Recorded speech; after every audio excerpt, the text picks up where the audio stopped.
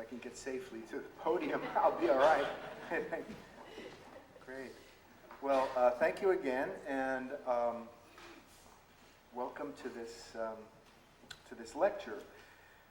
It's always a bit of a challenge to approach this material, especially for people who have never heard it or even thought about it before, because it's so unfashionable to speak in public about such things. That in itself may be a tribute to the fact that we're perhaps not in need of needing to hear the rhetoric of hate. But essentially that's what we're going to be talking about today. And more especially, to give some preview of where I'm going, I will be tracing some of the roots of anti-Semitism, especially as it developed in Europe, and locate those roots in the New Testament. So that's a difficult thing to talk about. You can understand why we don't relish doing that. But it's necessary. And perhaps as a way of enlisting your imaginations in this journey, I just want to ask a couple of questions. First of all, you are familiar, you can measure it on your own terms, with Bible reading. It could be either Old or New Testament. So let's just see, that's very good. That's more than I usually see. And so it means that you know something about what it sounds like, what it reads like, and so forth. That's important. Because of a separation of church and state, most of the Bible reading that we do is private. Or if it's in very special places. Unless you listen to religious radio or television, it's not going to be part of everyday conversation. That may be good and may be bad. The bad part is that we're unfamiliar with the material. The good part is that it doesn't clutter our minds if we don't want it to. A second question. I'm assuming that you're here doing upper division work. How many of you have taken any course at all that would qualify, let's say, as an American cultures course? And in that regard, let's see, has had a focus on the history of slavery in the United States. Let's see again. Okay. So again, this should not be too difficult, but that's where I want to start. I'm teaching a course right now at the junior college called Religion in America. And just yesterday, doing a lecture in this regard. And the focus of the material was on the religious debate over abolition. And what is abundantly clear is that the whole issue of slavery never got approached in purely political language. The linguistic and the rhetorical debate that went on in the United States during that period, during the period of slavery, was more of a theological debate. The reason, perhaps, is because America was overwhelmingly Protestant in its dedication, and as such, most Protestant Americans at that time, more so than now, were deeply drenched in the King James Bible. If they had only one a book in their personal possession, it would probably have been a Bible. And everybody read it, and everybody knew it. And that went on. So it was virtually impossible, even in the public sphere, to talk about a deeply political and contentious issue like slavery without appealing to the Bible and to biblical rhetoric in some way or another. What is so astounding at this distance as we look back on it is that, needless to say, the abolitionists were able to mount opposition to slavery and usually be able to quote scripture to say that slavery was ungodly in some way. And I think for most of us, that I'm trusting, that all of us would agree that slavery is an inhuman institution and could never, under any circumstances, or should never, under any circumstances, have been justified by religion. but it was. Not only in this country, but throughout all of history, slavery was and maintained and rationalized and justified and sanctified through agencies of religion, given different times and places. One such argument, and I only read one, but there are hundreds, thousands. As a matter of fact, if you are history majors and you want to do some real interesting stuff, this is a place that you could also turn to the sermons that were given from American pulpits in the years leading up to and during the Civil War, to see how the churches dealt with the issue of slavery and on both sides. The other thing to understand is that most Protestant churches that were in existence at that time were rigorously segregated, so that blacks would either not be welcome in their churches, or if they were welcome, then they would be welcome in a segregated section of the church. And that was normative throughout American society. Secondly, that through the war itself, the issue of slavery split the churches right down the middle, so that by the time the war ended, you had a Southern Methodist church and a Northern Methodist church. You had a Southern Lutheran church and a Northern Lutheran. You had a Southern Presbyterian and a Northern Presbyterian, and so forth. And to a great extent, those divisions still exist historically. And maybe you even belong to a church that has that history. It was there. There's no question about it. And slavery was the 9,000-pound gorilla that just kind of sat right in the middle of the whole thing. I'm going to read to you from one justification. This comes from a fellow by the name of James Henry Hammond, who was governor of South Carolina and also a United States senator in the 19th century, and a leading states' right advocate and an extremist among the defenders of slavery, and one of the leading critics of the abolitionists of the day. And in one of his statements he writes concerning the societies of the biblical period. He's kind of referring back to the times in the Old Testament, let's say when Abraham owned slaves, or when in the New Testament Paul gave advice to all Christian slaves to return to their masters. Trying to argument from the Bible to say that this is that slavery is enjoined, is actually created by God and put in place by God, and who are we to question or challenge that? And so he says, this is only one paragraph, he says, although slavery in its most revolting form was everywhere visible around them, no visionary notions of piety or philanthropy ever tempted them to gainsay the law, even to mitigate the cruel severity of the existing system. And again, he's referring to people in Scripture, like St. Paul himself. No one ever spoke against the institution. Okay? By the way, he's not exactly correct in that, but he's entitled to his opinion. On the contrary, regarding slavery as an established as well as inevitable condition of human society, an inevitable condition of human society, they never hinted at such a thing as its elimination any more than that the poor may cease out of the land, which God affirms to Moses shall never be. St. Paul actually apprehended a runaway slave and sent him to his master. Instead of deriving from the gospel any sanction for the work you have undertaken, he's speaking to the abolitionists.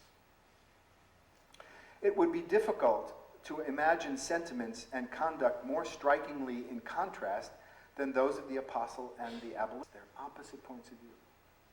It is impossible, therefore, to suppose that slavery is contrary to the will of God.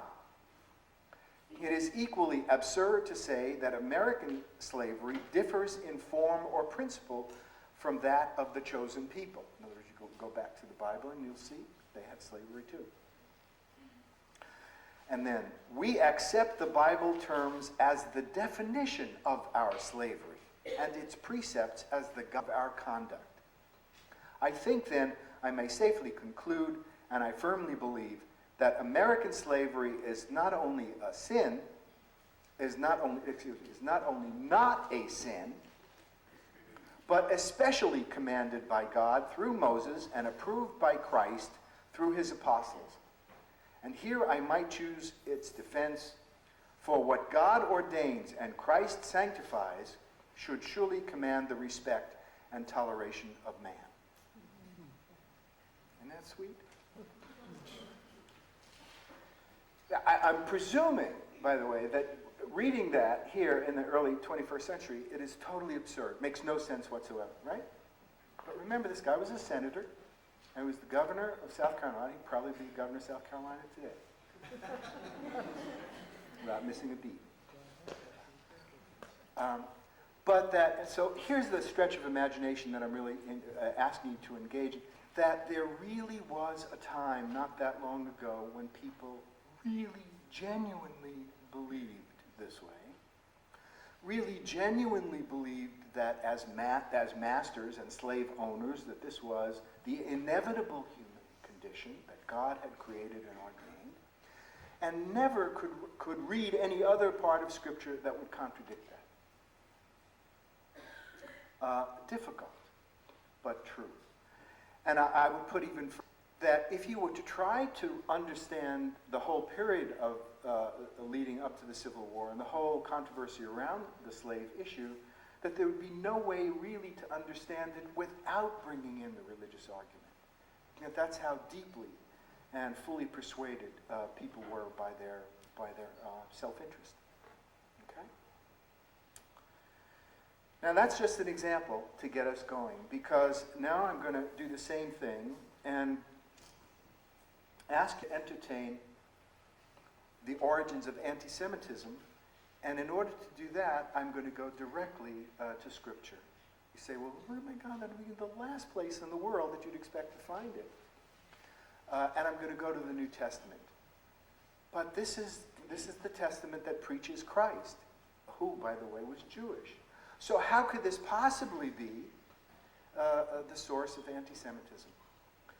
And again, I think if it were 100 years ago, it could never have been given, and it probably would cause riots.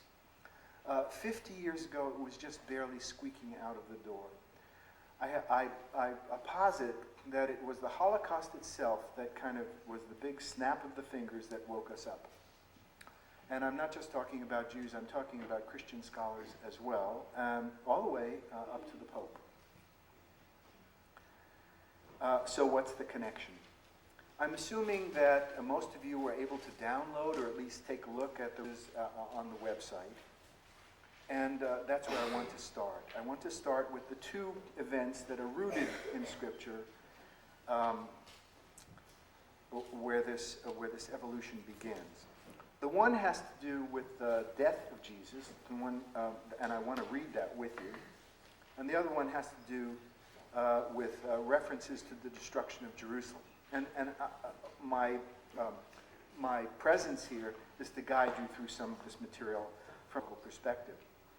So if you have a printout and you want to read along with me, what I'm going to do is read, this one was linked in as Matthew 27 and Matthew chapter 23, these two chapters from the New Testament. In Matthew chapter 27, I've actually given the first few verses and then skipped one paragraph,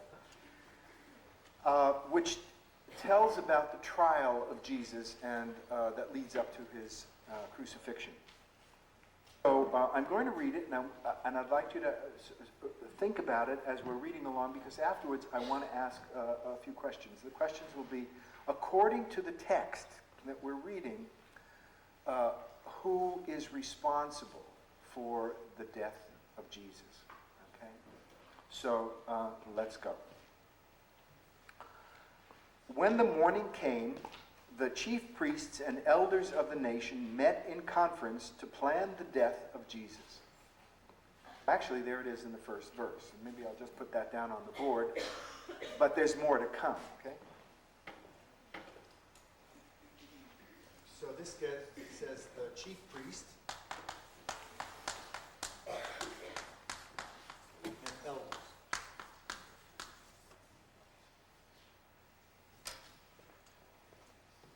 elders most likely referred to the Sadducees, or members of the who were a constituent consultative assembly that worked along with the chief priest in Jerusalem. So it says, the priests and the elders of the nation met in conference to plan the death of Jesus.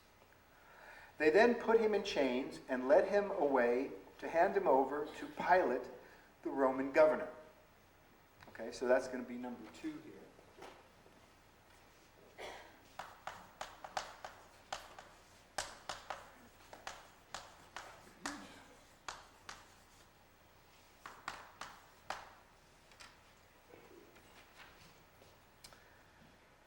Jesus was now brought before the governor.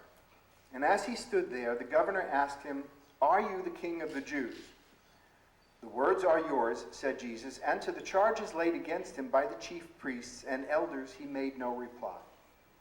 Then Pilate said to him, "Do you not hear all this evidence against you?" But he still refused to answer one word, to the governor's great astonishment. At the festival season, it was the governor's custom to release one prisoner chosen by the people. There was then in custody a man of some notoriety called Jesus Barabbas. When they assembled, Pilate said to them, "Which would you like me to release to you, Jesus Barabbas or Jesus called Messiah?" For he knew that it was out of malice that they had brought Jesus before him. While Pilate was sitting in court, a message came to him from his wife. "Have nothing to do with that innocent man. I was much troubled on his account in my dreams last night." While Pilate was sitting in court, a message came... we just read that. Okay. Meanwhile, the chief priests and elders had persuaded the crowd to ask for the release of Barabbas and to have Jesus put to death. So when the governor asked, "Which of the two do you wish me to release to you?" they said, "Barabbas." "Then what am I to do with Jesus called Messiah?" asked Pilate. And with one voice they answered, "Crucify him." "Why? What harm has he done?" Pilate asked. But they shouted all the louder, "Crucify him." Pilate could see that nothing was being gained and a riot was starting, so he took water and washed his hands in full view of the people, saying, "My hands are clean of this man's blood. See to that." And with one voice, the people cried, "His blood be on us and on our children." He then released Barabbas to them, but he had Jesus flogged and handed him over to be crucified. Let me rephrase the question. I'll ask it 2 ways. According to what we just read, who, let us say, is, we'll say two questions, morally and the other legally responsible for the death of Jesus? So first, according to what we just read, who is morally culpable of the death of Jesus? Jews. The Romans. They allowed him to be killed. All right. I don't think there's any doubt. First of all, they gave it to you very clearly. It's the chief priests, and then someone said the mob, okay, and anybody else? Anybody else? Anybody else? How about, and with one voice the people cried, "His blood be on us," that's the mob, "and on our children." Who's that? The generations. Generations to come, the posterity. So the mob and posterity.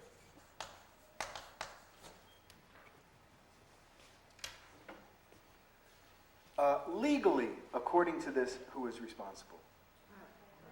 The Roman governor, no question about that. That's easy to come by because that's what made him governor. He had a monopoly of murder, like all state institutions. It is only the state that can put people to death. Anybody else does it, it's called murder or manslaughter or homicide of some sort. The state does it with full justification. So only Pilate had that right, and there's no question that Pilate was the one that gave the order that dragged Jesus off, that had him crucified. But that's not the way the story is written. Okay, Well, just to say a little bit more about it. As the years would go on, that is after Matthew has written this, as the decades and then the generations began to go on, these words were rehearsed, were repeated, were reiterated, read over and over again within Christian communities who lived side by side very often with Jewish neighbors. It was always extraordinarily difficult for them to separate out, to think critically and to think historically, and to separate out the Jews who lived next door to them from the Jews who are depicted in this tale. So whatever Jews were living next door in whatever period of time were always regarded as the enemy. I'll share with you stories that I heard growing up, but that I've read about, and I'm sure a number of people here in this room could testify to it as well. That the worst day for Jews in European society was always Good Friday. And it was Good Friday because this is the passage that got read in the church, in the churches, when people went to observe that occasion. Again, depending on the time and the place, whether economic situations were difficult, whether the prince or the aristocrats were crooks and were getting their hands tarnished with theft and corruption, which was almost all the time. Whenever they needed an available scapegoat, or whenever for some reason the bishop or the priests either too much debt or for some reason needed a scapegoat, the Jews were always ready and available. And often what would happen is that the good people of a town would come into church, the sermon would be preached, the passages from Scripture would be read, this would be the Scripture. The sermon would be given that would rev up the hostility and hatred of the crowd. The crowd would then be dismissed out into the town, and within hours, what we would have to call race riots would begin as large numbers of people would go through the Jewish parts of town, pillaging, burning, raping, and destroying, as a way of seeking vengeance for the death of the Lord. Again, I'm not inventing this. I'm not suggesting that we do it again in any way. It's just that that's what happened. You never knew what would happen each spring.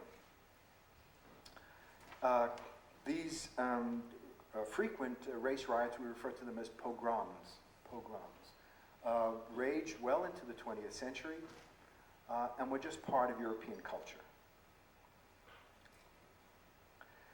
Another passage. And this one refers to a different group of people who are not up here and weren't mentioned in the crucifixion scene at all. And this is Matthew chapter 23. And here we're going to be critiquing a group of people known as the Pharisees. Okay.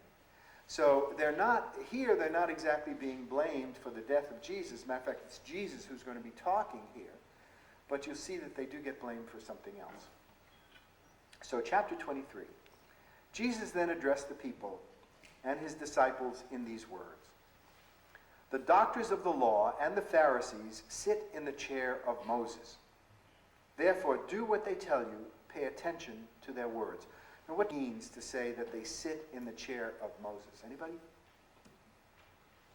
What does it mean to say? That they sit in, Jesus is saying the Pharisees sit in the chair of Moses. Say it. What would that mean? They follow the law of Moses. Okay, and you said what? Well, they practice the law of Moses. They practice the law of Moses, and therefore? Well, the problem was with Jesus. He came in, he was all that. Well, no, wait a minute. He's not changing anything. As a matter of fact, what he's saying is, therefore, follow what they say. In other words, if you want to know anything about the Jewish law and the tradition, go to the Pharisees. They are the experts, and do what they tell you. So Jesus sounds like he's one of them, certainly endorsing them. All right? But here comes the next phrase. Pay attention to their words. You do what they tell you and pay attention to their words. But, he says, do not follow their practice. For they say one thing and do another. What's the charge?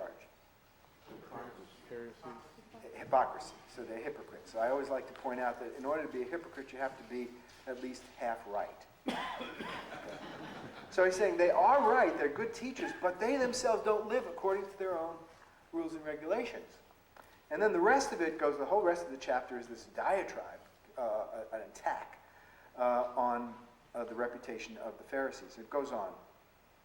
I'm not going to read it all, but just... for they say one thing and do another. They make up heavy packs and pile them on men's shoulders, but will not raise a finger to lift the load themselves. Whatever they do is done for show. They go about with broad phylacteries and with large tassels on their robes. They like to leave places of honor at feasts and chief seats in the synagogue, to be greeted respectfully in the rabbi in the street, and to be addressed as rabbi. But you must not be called rabbi. Have one rabbi, and you are all brothers. Do not call any man on earth father, for you have one Father, and he is in heaven. Nor must you be called teacher, which would be the word rabbi.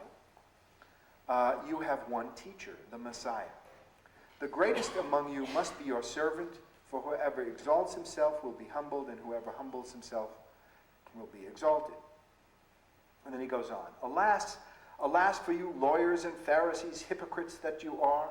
You shut the door of the kingdom of heaven in men's faces. You do not enter yourselves, and when others are entering, you stop them. Alas for you lawyers and Pharisees, hypocrites! You travel over sea and land to win one convert, and when you have won him, you make him twice as fit for hell as you are yourselves. This is great stuff to read in the morning if you're really angry at the bureaucracy. Let me skip a little bit here. Alas for you lawyers and Pharisees, hypocrites, you clean the outside of the cup and dish, which you have filled inside by robbery and self-indulgence. Blind Pharisee, clean the inside of the cup first, then the outside will be clean also. Verse, where am I now? Verse 27. Alas for you lawyers and Pharisees, hypocrites, you are like tombs covered with whitewash. They look well from the outside, but inside they are all full of dead men's bones and all kinds of filth. So you outside you look like honest men, but inside you are brimming full of hypocrisy and crime. Whew. That's a wonder they didn't kill him on the spot for this kind of. Where is sweet Jesus that I've always heard about? So there's a guy who's really out there and really putting his neck in a noose. Try this one on. This is verse 33. You snakes, you vipers brood, how can you escape being condemned to hell? I send you therefore prophets, sages, and teachers. Some of them you will kill and crucify, others you will flog in your synagogues and hound from city to city. And so on you will fall the guilt of all the innocent blood spilt on the ground from the innocent Abel to Zechariah, son of Barachiah, whom you murdered between the sanctuary and the altar. Believe me, this generation will bear the guilt of it all. And the guilt of what? Of every murder that has ever been committed, from the first murder till today. O Jerusalem, Jerusalem, the city that murders the prophets and stones the messengers sent to her, how often have I longed to gather your children as a hen gathers her brood under her wings, but let me.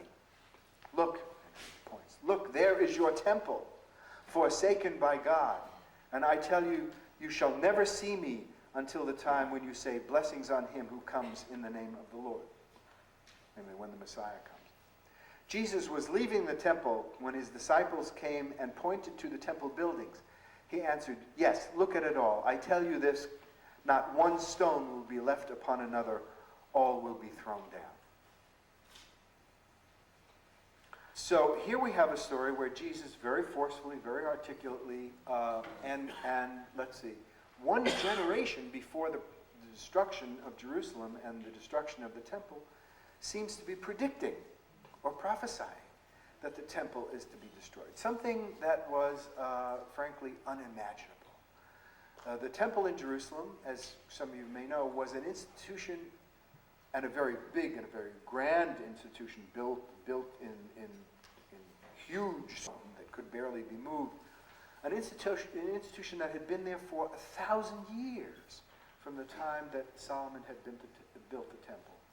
It had been aggrandized in the time of Herod, who set out to make improvements on it that would rival the grandeur of Rome itself. And according to all reports, it did that. And here Jesus is saying, and it will all be thrown down. And indeed it was. It was completely destroyed. So what we find in this passage is an explanation and a justification for the most unimaginable catastrophe that struck the Jewish people and perhaps the whole of the Roman Empire in that period, the destruction of Jerusalem in the year 70. Okay. So that's it. That's the introduction. I could and I will go further to say that these are the pivotal stories. These are the stories that antiquity would have riveted people's attention. First, the death of Jesus himself, and then the destruction of Jerusalem. Both of them difficult to imagine.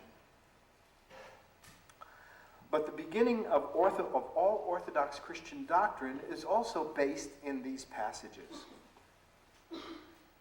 They are and what they really are about is they are specific expressions of early Christian writing about the setting of the birth of their own church. What you see and what you hear in these passages that I just read is the beginning of what gets to be called an anti-Jewish polemic. And it becomes rooted in the very fabric of Christian discourse from then on. If we recognize this and learn to read these passages more carefully, we can understand that they do derive out of a particular period. But and that there may be some justification for the rhetoric. If we don't, as many people through Europe, especially on Good Fridays, were never able to do, they were never really able to distinguish one era from another, one period from another, one Jew from another. If we don't read critically, then the verses can become, as they did become, the basis of a virulent racism and a continuing anti-Semitism. And nothing will ever change. So where do these passages, just for example, just these alone, where do they come from? Although I should throw in a few more. What the heck? If I can find them. In the same sheet, here's a few, just one more really, that I'll read to you from, this is from John, from the Gospel of John, later on. And this is even more difficult somehow to imagine because, one, you were dealing with the crucifixion, second, you were dealing with the destruction of Jerusalem. Here you're not dealing with any particular historical event, but rather some thematic prophecy.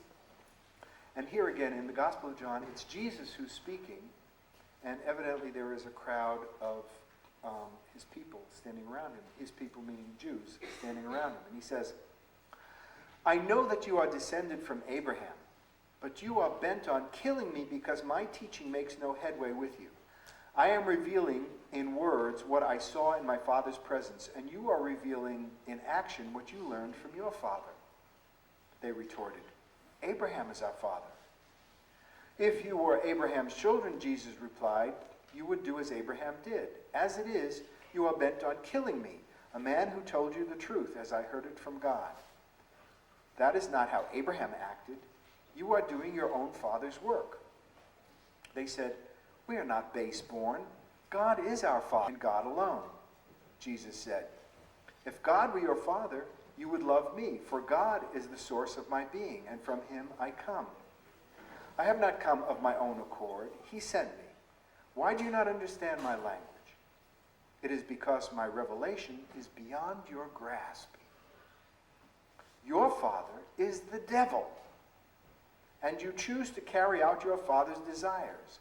He was a murderer, and from the beginning, and is not rooted in the truth. There is no truth with him. When he tells a lie, he is speaking his own language, for he is a liar and the father of lies. But I speak the truth, and therefore you do not believe me. Which of you can prove me in the wrong? If what I say is true, why do you not believe me? He who has God for his father listens to the words of God. You are not God's children. That is why you do not listen. Whew. Okay. Now, okay. How do you explain these things? I mean, this is a holy book. Remember that, right? And so all these words, they may have come out of a particular moment in time, but they also become now frozen moments in time, frozen as Holy Scripture.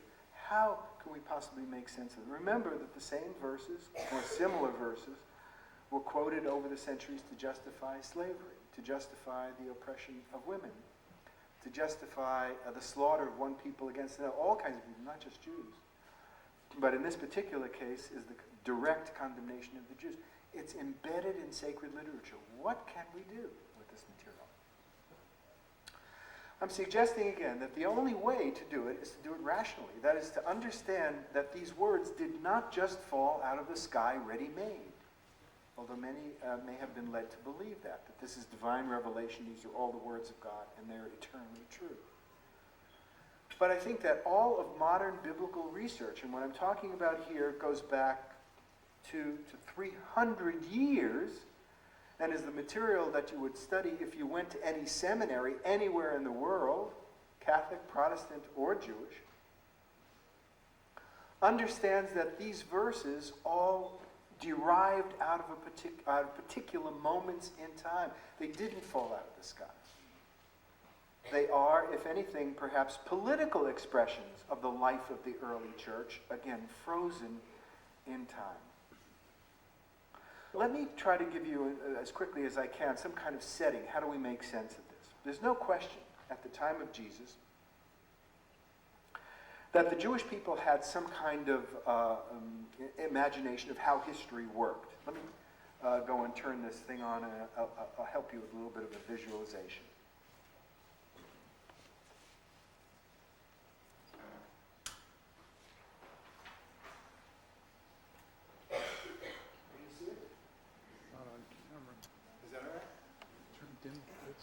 Can we dim the lights? I can't. No, you can see it, though, without dimming the lights, can't you?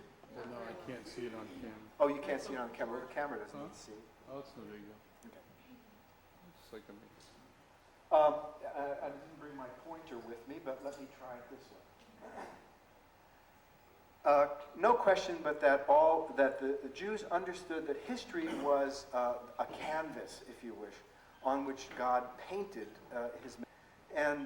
And you understood God and you understood the world through the way history unfolded. So they also saw it as a bit of a roller coaster ride, as you might see here. Things start out well at creation, but shortly after creation, things go sour, and it's time for God to send the flood and destroy the whole world and start over again. So you start up and then you go down. But after the flood, there's a progression, and God establishes a covenant, this time with the patriarchs, Abraham, Isaac, Jacob, and that's essentially is all of the book of Genesis, and the covenant is up.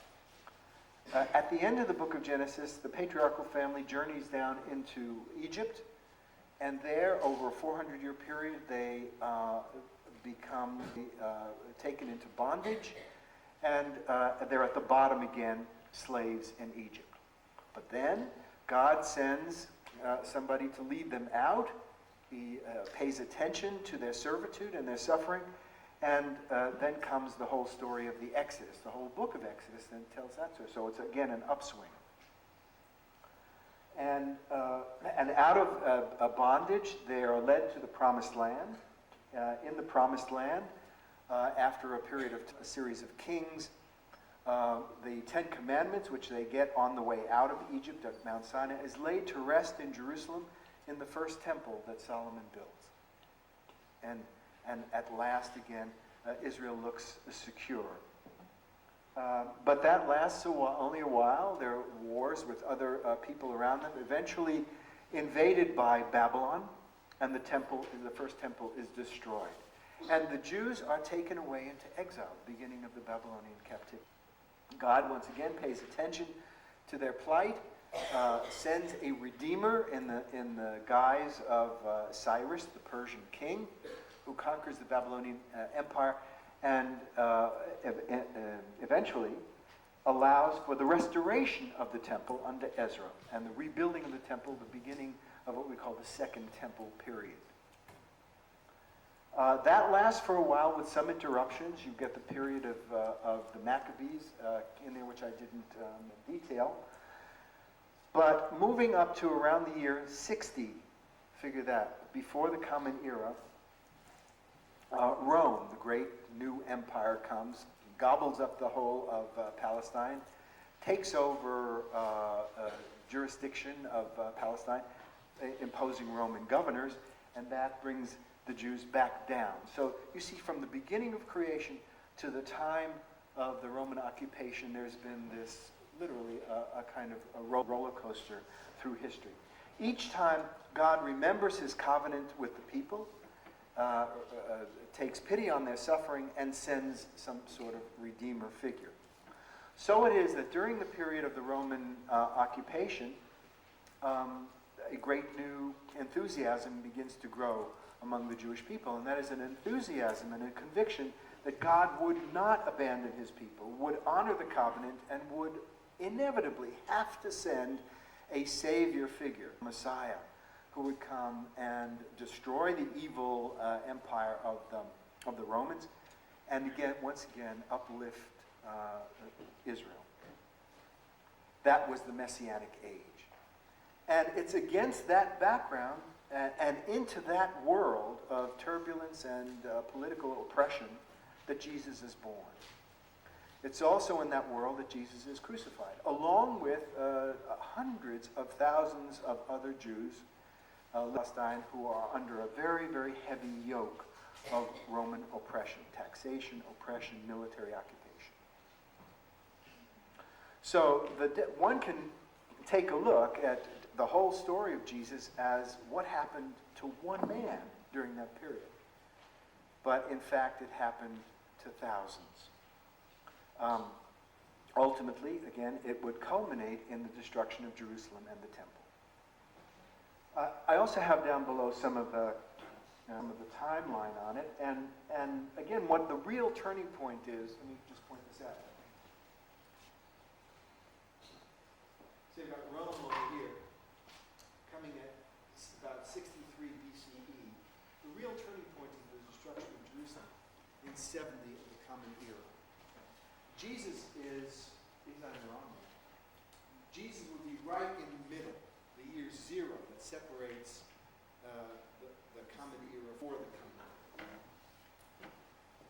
Just about exactly in the middle. That's when Jesus is born. Jesus is arrested and crucified, in effect, one generation before the destruction of Jerusalem. That's the historical setting. Let me give you a little bit more.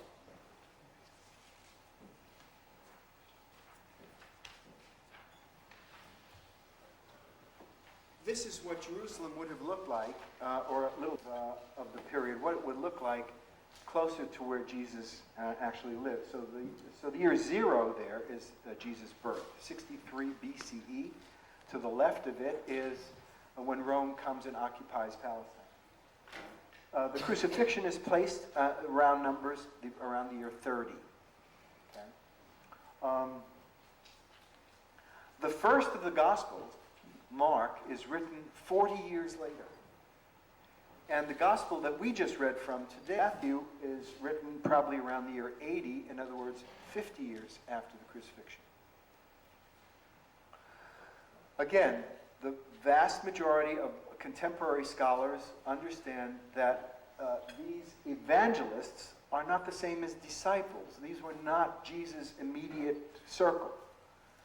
These are folks, the evangelists are the folks who come a generation later, who did not see or know Jesus, but who collected the stories out of the church that were all oral traditions and wrote them down. Mark being the first to fabricate a gospel story, Matthew and Luke pretty much copying from him and adding improvements of their own. So they are memories, they're not direct experiences, they are memories of what the early church chose to recall. Nothing is an original writing of Jesus. There's no scholar, conservative or radical, or all along the spectrum, who understands or thinks that Jesus was even literate, but that he was a sage, an oral sage, much, let's say, in the model of Socrates, who himself was obviously a very brilliant man, but who never wrote anything down. So that everything we know about Socrates, we get through one of his students, Plato. Jesus never wrote anything down. Everything that we have of him is hearsay by the next generation.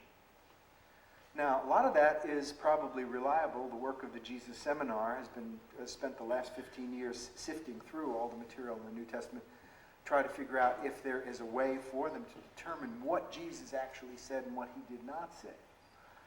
And after a great deal of time and methodology, came up with about 20% of what is generally attributed to Jesus, he probably said. Doesn't sound like a whole lot, but 20% is quite a good deal. So we can get a pretty good idea of who he was. Okay? One thing very clearly we could say about him is that he was Jewish.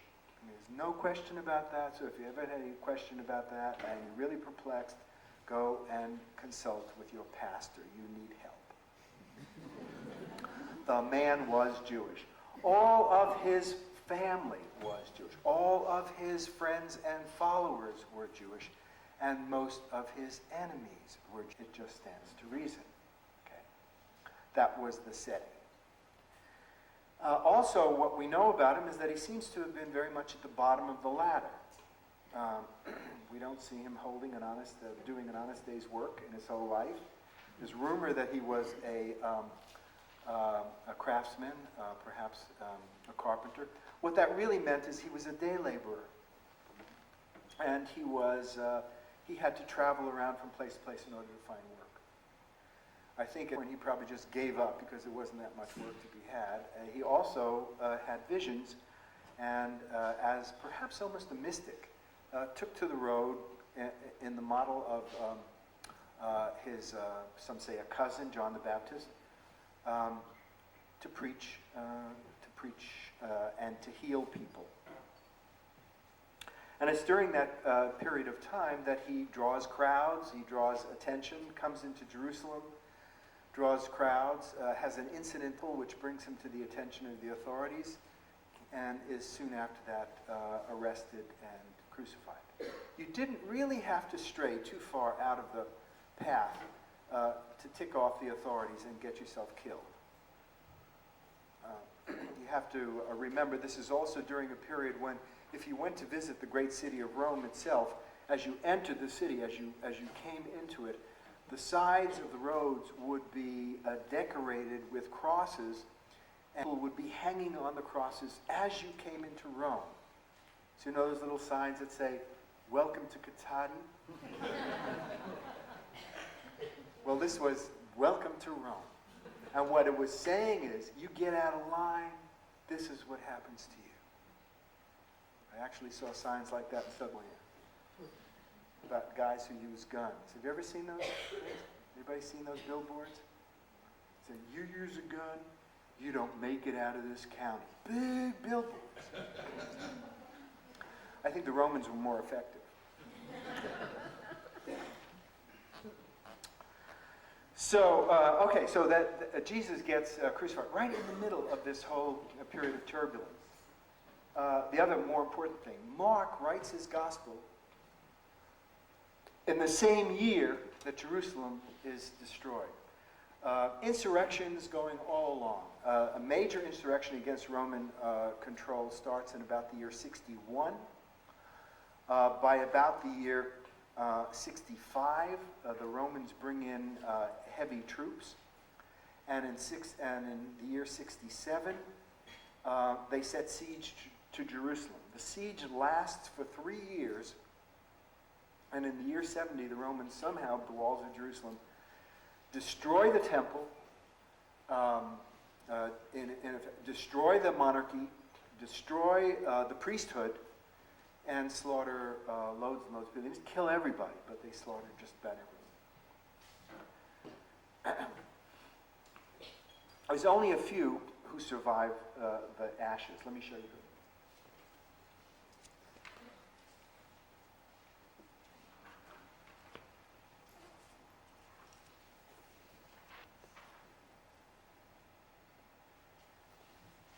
This is real interesting stuff that comes out of contemporary New Testament scholarship. It's virtually impossible to refer to the Jewish people as if they were a monolith. Of course, it's always been the case. I don't think it's, not for a moment has there ever been a time when all Jews fit into one little neat little box, though people keep trying to put us there. Certainly not at this time in history. There was a distribution of philosophies and also of class distribution as well. At the top, and this is in Jewish society at the time, Rome dominated everything. So that's the given. Rome is the power behind everything. The people who were closest to Rome in the Jewish government at the time were the Herodians, who were the monarchy, and by and large very unpopular with the people. Temple priesthood. The Romans made a deal with the priesthood and said, we will give you complete control over the temple operation as long as you can maintain peace and security in Jerusalem, which meant that the Romans themselves would not enter into Jerusalem carrying their Roman eagles and their statues and everything else which would have really provoked the Jewish population. So we will stay in the background as long as you can maintain law and order. And they use some kind of priest who would be a chief priest to do that. So to be the chief priest meant that you would have to be in collaboration with the occupying military force.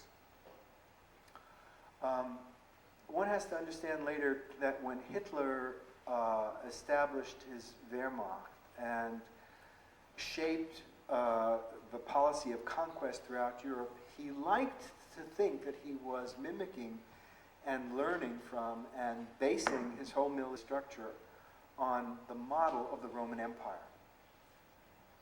So the Romans didn't go in and destroy everybody and govern everything themselves. They came in, made their imprint, and then chose local leaders who would collaborate with them, who would do all their dirty work for them. And to the extent that the local leaders could do it, the Nazis stayed uninvolved. But when it got out of hand, then they would come in. And that's virtually the model that you find in the Roman Empire as well. So they struck up a deal with the chief priests in Jerusalem that the priests had the monopoly over Jerusalem, could govern it as best they saw, as long as they were able to maintain law and order. It turns out that Caiaphas, the chief priest, who was there at the time of the death of Jesus, had outlived, I think it's something like 8 different Roman governors who came and went, which is that he was a tough cookie, to say the least. So it's quite possible that Jesus came into his jurisdiction, caused a fuss in the temple, and they were simply handed over to be executed, probably without a trial, would be my guess. That's the ruling class. Everyone else was the lower classes. And among the lower classes, you have many different kinds of Judaism as well. The Pharisees, or the rabbis, probably represent the greatest spectrum of lay, Torah-literate lay scholars. Torah-literate lay scholars. They're not priests, but they are expert in literature. And remember, there weren't many books around, but the book that mattered was the law of Moses. And these were the folks who, again, Jesus here says you should pay attention to them and follow them. These are the experts. These are the people to whom most of the poor people would go to if they needed resolution. All of these people, by the way, I have them listed under messianic critics, had come to the belief that the world had sunk to a very low place, that the covenant that God had with his people was it's kind of in remission. that the forces of evil, certainly in the guise of Rome, had taken over the world. And the only thing that they could imagine would shake that mighty military force was God himself, by some form of divine intervention. Most people believed that there would be a Messiah, an anointed one, a chosen one, like Moses, perhaps like Cyrus, someone like King David, a righteous king, not an unrighteous collaborationist traitor like Herod, but a righteous king, someone perhaps in the line of David, who would be sent by God to redeem and to bring down the evil empire. So that we call Messianism. And again, it came to be believed the way some people believe they can really, really, really win the lottery. There's a certain faith there that it has to happen. Okay? And most, I think, were believing that it would happen in their own day and age. Why? Because things had sunk so low, things were so bad. It couldn't get much worse. That by itself was evident that God had to enter into history on this earth. What gave him that sense? Well, because it had already happened before so many times. So it would happen again. Another group were the Zealots. Like the rabbis, except as their name indicates, they believed that you just don't sit around and wait for this to happen, for God to send it, but rather you take it into your own hands and you fight for it. So these are we would call them today the freedom fighters, or if you were on the Roman side, they would be the terrorists.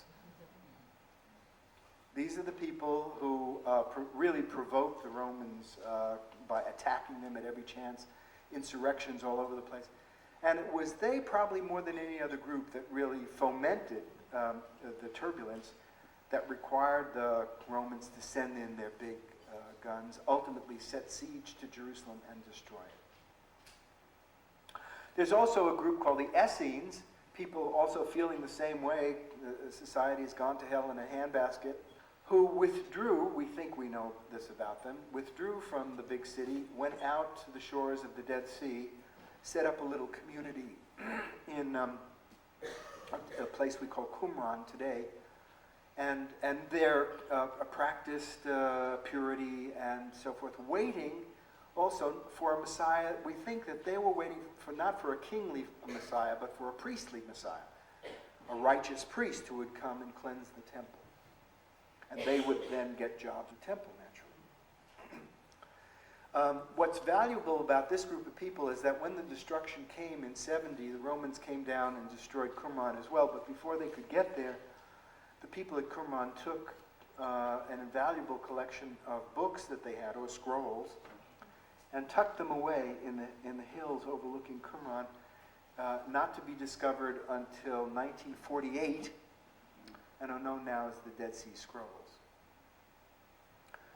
Some of the oldest, certainly the oldest copy of a Hebrew Bible that we have comes out of the Dead Sea Scrolls, but also other material, other writings that doesn't even come close to the Bible, and that indicates to us how many different forms of Judaism there were in those days, not any one of which was dominant. If you had to pick it would have to be the priestly cult. That was the one that was officially sanctioned by Rome. All the others are invisible to the Romans. As far as the Romans are concerned, they're all a bunch of Jews. You can kill them off indiscriminately. Outside of Palestine, you also have Jewish spiritualists of one form or another. In Alexandria, the followers of Philo, a contemporary of Paul, who is writing and teaching about the Hebrew Bible, but he does it all in Greek. Another kind of meditation, desert meditation group called the Therapeutai, healers, people who practice healing. And then many people consider Paul himself as a Jewish Hellenist, spreading the word of a new group, of a new Jewish teaching out in the Hellenistic world.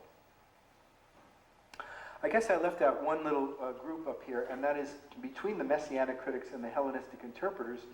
There's another group that we're beginning to discover more about in itself, who we, for lack of a better term, are called the charismatics, from a Greek word meaning filled with spirit. So they were kind of free-form spiritualist teachers. The two who we know most clearly are John the Baptist, who was giving away free cleansing, free purification rituals down at the Jordan River if you want to go there. So that meant you didn't have to go up to Jerusalem to get purified. You could do it wholesale down at the Jordan River. And practice, purify yourself in preparation for the coming of the kingdom of God. Evidently, Jesus was attracted enough by that to leave his home in the Galilee and to go out and join John the Baptist. But then something seemed to happen with Jesus where he had his own vision. He left John the Baptist's ministry and started his own ministry, which, as you may recall, was not a ministry of baptism. His ministry, if anything, seemed to be a ministry of healing. I love this phrase, healing and mealing. That is, he would go around healing people who needed healing and eating a lot. So he had banquets and loads of things about, it was very important to feed himself, his followers, and those who clustered around him. Okay, that was the setting. When the Romans came, virtually the whole structure was destroyed. And the Hellenist interpreters down here, everything else was destroyed. The only survivors out of the destruction were two groups. One was the Pharisees themselves, the rabbis. Also struck a deal with the Romans and said, okay, we give up, we're not fighting. In exchange for which they got to establish a school at a little town on the coast. Not in Jerusalem, the Romans wouldn't allow them to build it in Jerusalem. They were allowed to build it in a little town called Yavna at the coast, approximately where Tel Aviv is today, a little south of it. So that's where the rabbis went after the year 70, and they took with them whatever writings they could scramble together, everything that wasn't destroyed. And they went off to Yavna, and there they spent the next 20, 30 years writing stuff down, lest it be forgotten, lest it be destroyed. They preserved what scrolls could be destroyed, could be preserved, and they began to record their own commentaries on the Bible. Later that would turn into the Talmud, the beginnings of the Talmud. Now, the New Testament is also being written at the same time. So while the rabbis let me go back to this one.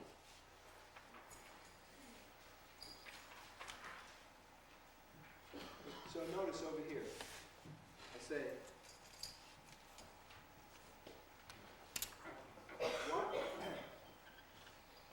that between the years 70 and 90, the rabbis are canonizing Hebrew scripture out at Yavna, that at the same time Matthew is writing his gospel. Not that far away. We think maybe Damascus. He knows what the rabbis are doing. He also doesn't trust the rabbis because the rabbis don't pay any attention to him. Not only are they not paying attention to him, but when the early Christians would go around, remember there was no distinction here, they're all Jews. So these Messianic Jews would come into the synagogue and say, listen, we know who the Messiah is. Everyone would say, oh really? Who? And they'll say, Jesus. And they say, who's that? Well, he was crucified in Jerusalem. And they'll say, a Messiah was crucified? Yes, but he's coming back on the clouds of heaven. They said, send us a postcard when he gets here. They weren't communicating. They were dealing with the tragedy of their own destruction in their separate ways. The rabbis were doing what they did best, which is to write stuff down, lest it be forgotten. The early Christians, our Messianic Jews, absolutely persuaded that the destruction of Jerusalem was yet one more sign that the end of the world was coming, and that once with the same kind of fervor believed that Jesus would come back again on the clouds of heaven, would have back again on the clouds of heaven. God doesn't lie. And it's out of that enthusiasm and out of the belief that Jesus rose from the grave. What does that mean? That the raising from the grave, that the resurrection was itself the first act of the coming of the end of the world that would also feature a universal resurrection of the dead. Jesus was the first of many. So repent, get ready, because Jesus is coming. Some people believed it. said, send me a postcard. And maybe it was stronger than that. Send me a postcard and get the hell out of here. We got more important things to do. So in fact, early Christians probably were kicked out of synagogues. And if I can go back to one of the passages that we read, now this one is chapter 23, where Jesus says, alas for you, that one, where are we over here? Oh, he says, okay. This is verse 37. O Jerusalem, Jerusalem, the city that murders the prophets and stones the messengers sent to her, how often have I longed to gather your children as a hen gathers her brood under her wings, but you would not let me. No, where am I doing? That's not the one I want to read. I want to read.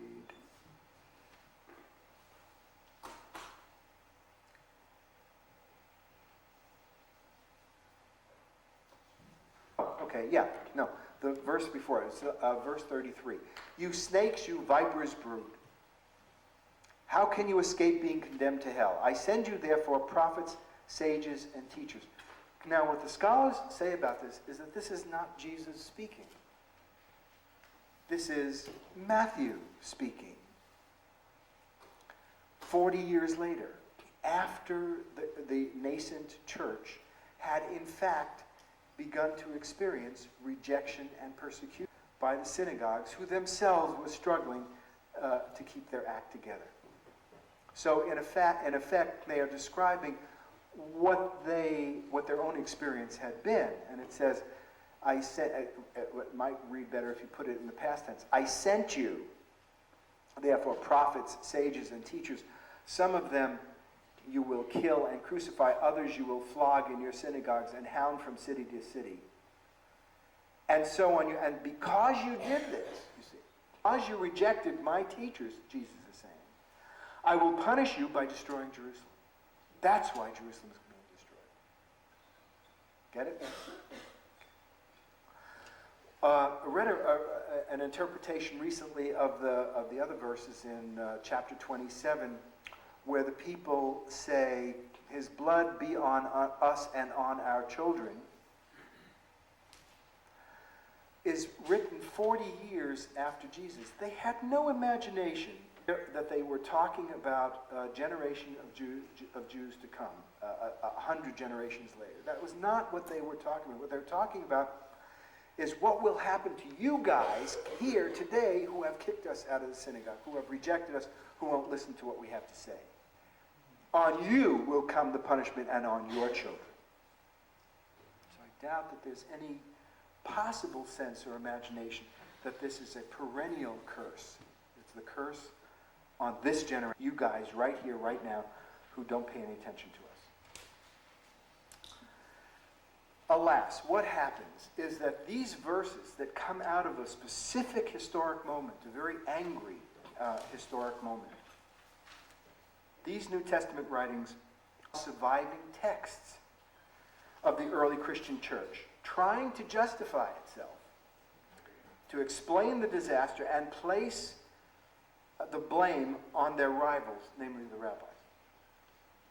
And as the church became more Gentile, spread out into the Hellenistic world, that blame was extend to all Jews in general and to the Jewish people in perpetuity. One of the pivotal books for me some years ago is a book called Faith and Fratricide, subtitled The Theological Roots of Anti-Semitism, written by a lay Catholic scholar, Rosemary Ruther, one of the most wonderful feminist writers around today, writes about what happens next. And there's a lot of this research now that's come out that begins to document how this rhetoric of you Jews, takes on a whole different meaning as Christianity begins to multiply, begins to get adherents, and finally, 200 years later, 250 years later, after Jesus, the Roman Empire becomes officially Christian. So that what starts out as an underground sect with a leader who is persecuted and executed by parties becomes the state religion of Rome. Total flip-flop. And as that happens, a new argument begins to emerge. It's called the argument of supersessionism. Namely, that God originally had a covenant with the Jewish people, no question about that. But when the Jews, first of all, murdered Jesus and rejected the early church, God then rejected the Jews, broke the covenant with the Jews. That was now the Old Covenant, Old Testament, and made his covenant with a new Israel, reborn. What's the new Israel? The church. And the New Testament would be the diary or the testimony of that new Israel. Rosemary Ruther talks about the left hand of Christology. That the right hand of Christology says, Jesus Christ is born, the true Messiah who has come to save the world. And the left hand says, and God has chosen the church and rejected Israel. So the old Israel is out, the new Israel is in. The left hand of Christology. A new book, which is kind of a bestseller. I wish it was a little briefer.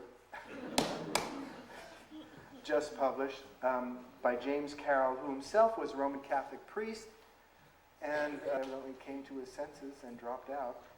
Is married now, as many priests would love to be. And it says, it's called Constantine's Sword. It essentially does the same research, it's my understanding, in my reading of it, as Rosemary Ruther did years ago. He writes more as a journalist, less as a scholar. But it's a devastating, it's subtitled The Church and the Jews. It's this whole book, about 600 pages. And he, along with Rosemary Ruther, agrees that the hypothesis that Christianity is God's supreme religion can only make that claim if it discounts Judaism before it. So that built into the rhetoric of the earliest Christian writings is this argument against the Jews. The argument against the Jews. This, in turn, comes to be extended throughout ages, and this is what both of them do. Rosemary Ruther, I think she wrote her book in the 1970s. This one, written just this year, goes era after era after era throughout the Middle Ages into modern times to show how the church must rely on the anti-Jewish argument in order to establish its own authority. So it's built into the Christian claim itself. That's what's so scary about this. Another little parallel piece out of, where's our stuff here, is this printout, if you did that, called the Adversus Judaeos, the argument against the Jews, which gives arguments that continued on after the New Testament was written. I'm going to try to speed up and finish so that we can have some time for questions. But you can take a look at this yourself. This one, written by John Chrysostom of Bishop Antioch in the year 390, says, if someone had killed your son, could you stand the sight of him or the sound of his greeting? Wouldn't you try to get away from him as if he were an evil demon, as if he were the devil himself? He says, well, the Jews killed the son of your master. Will you so dishonor him as to respect and cultivate his murderers, the men who crucified him? So this is almost 400 years later. What is bothering him? You know what's bothering him? The Jews and the Christians living in Antioch under his jurisdiction are two. So he takes it upon himself to remind the Christians that these are the people who killed your master. Right? And on and on. The rhetoric gets vicious. I don't have time to read it all, but you do.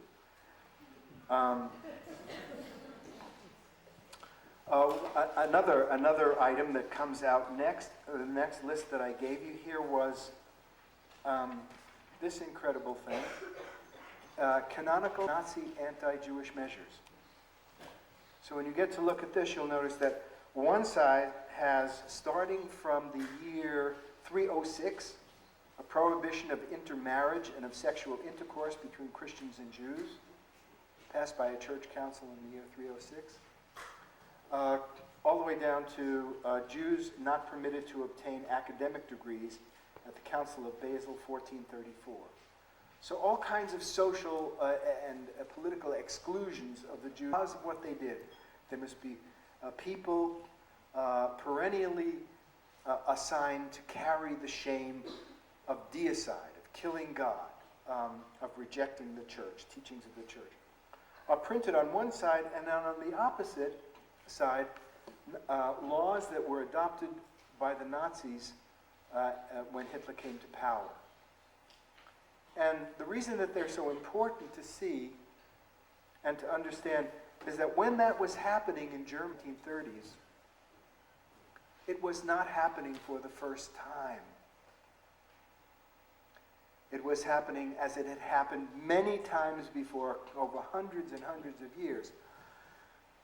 So I still have at home a letter written from relatives who were living in Darmstadt, who in 1938 said, "Things are not very good here now. We hope they will pass." So I think that most Jews said, "Uh-oh, it comes again." I mean, it wasn't unusual. Most Christians listened to what was going on and said, "Oh yeah, we've heard that before." Nothing was that unusual. What is completely unusual about the Holocaust, of course, is that all this stuff kind of culminates as part of a Nazi killing machine. Again, not to say that the Nazis were good Christians, they weren't good Christians, but they were able to manipulate Christian teachings through the ages and get away. People in Germany, by and large, did not protest, did not put their bodies out in the street, did not insist that this is terrible hate language. Even after the war, I remember, it was in 1937, the state church, which was the Lutheran church, had Nazi representatives come to their conference and say, "We demand that you pledge allegiance to the Fuhrer and wear the swastika. And at the same time, purge out of your ranks anybody who has any Jewish blood." So even though they may have been Christian converts and converts for several generations, if they had any Jewish blood under the Nuremberg laws, they were to be kicked out. And the Lutheran Church obeyed. There was no protest. And after the war, at one of the first conferences of the pastors in the Lutheran Church afterward, the Germans came together, expressed great grief for the tragedy which had happened, but also added, "But the Jews deserved what they got." So something had to shift, and eventually it did. We see, I think, some really big breaks coming. I left out so much here. With the Second Vatican Council, 1962-1965, and when that was concluded, the Roman Church, I think, took the lead in breaking the mold. In 1965, they said, and this is what you see on this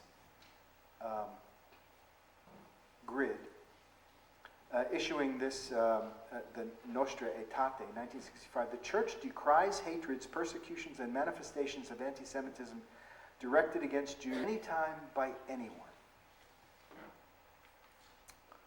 But it goes further. In 1985, they revise it and they say references hostile or less than favorable to the Jews have their historic context in conflicts between the nascent church and the Jewish community. They're taking a historical critical approach. They're saying this rhetoric should not be taken as literally true, but rather it reflects the hostile or less favorable mentions of Jews that Jews have of their historic context in conflict between nascent church and Jewish community. Certain controversies reflect Christian-Jewish relations long after the time of Jesus. So the church endorses these understandings. It also, in 1975, urges that the church avoid supersessionist implication and states instead, The Old Testament and the Jewish founded on it must not be set against the New Testament in such a way that the former seems to constitute a religion of only justice, fear, and legalism with no appeal to the love of God and neighbor. And that kind of rhetoric is a false and dangerous expression of racism. What can I say? In this latest book, I think maybe I'll conclude with this, there's so much else. James Carroll, again, the priest, goes further than all this. He's actually recommending at the end that there be a third Vatican Council, and that at the Third Vatican Council, he has a program of about six items that need to be taken up. The very first one is to reflect on the tragic mistake of formalizing the New Testament canon, which institutionalized, from the Christian side, the split between Judaism and Christianity. He said that was terrible. That the New Testament was frozen in time when it reflected the worst hostility that could possibly exist between Jews and Christians. And as such becomes a sacred guide for the future. He says, so the church must renounce that canon. That's amazing. Let me see, I have one other quote that I want to read to you, and then I'll say. He says, in the book he says, never again must worshipers leave church on Good Friday looking for Jews to attack. Therefore, the act of reading such texts must involve the act of arguing against them. So, and by the way, I know of churches that do this, that on Good Friday, they can't, in good question, just read the text as it's given. But many pastors now read it, they open up for discussion, they read it critically, which I think is the critical component. Unless people can wake up to the fact that the text itself evolves out of history, we're all in a lot of danger. I think I'll stop with that and entertain questions.